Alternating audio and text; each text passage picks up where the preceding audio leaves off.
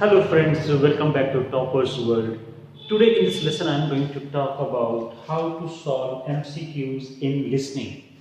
Many students face problem while attempting MCQ questions and they complain that they are not able to make the judgment regarding which option is the correct option because they feel that in the audio all the options are being discussed by the speaker, whether they're one speaker, two speaker or three speakers. They talk about everything and it's very difficult for them to, for the students to distinguish between that option which is correct or which is not correct.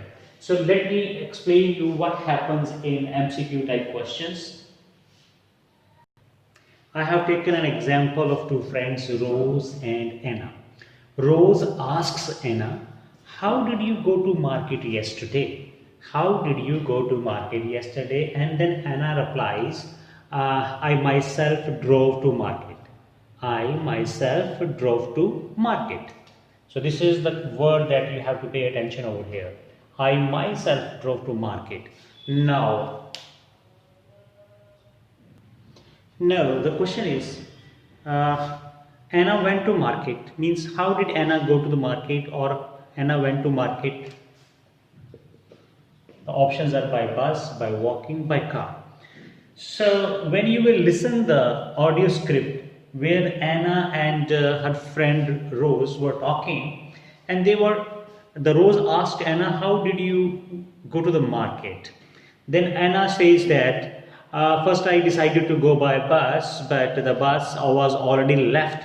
So I didn't have option for going by bus. Then I decided to go by walking. But I realized that the distance was too much. So I gave up my plan by going by walking. Then I took my car and myself drove to the market. So here she talks about bus, she talks about by walking, and she also talks about by car.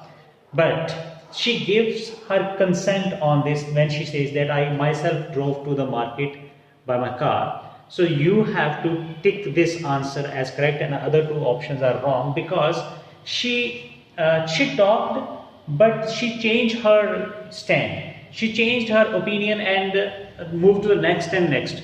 So what happens in the actual test in MCQs, all the options were discussed by the speakers. You have to pay attention that at which option they are giving their consent. They are not giving consent to the every option.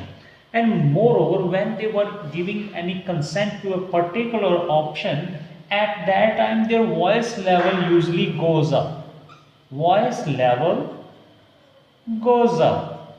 And if you are successfully able to understand the difference of voice level, at which option their voice level goes up or have some emotional feelings, you should click that option because 99.99%, we can say almost 100% that option is correct.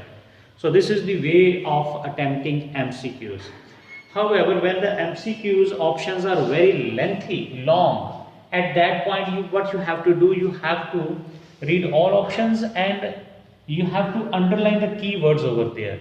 Then listen about those keywords, whether the speaker used those keywords or not, which sentence keyword he talks and give more stress upon that keyword or that sentence, use your right answer.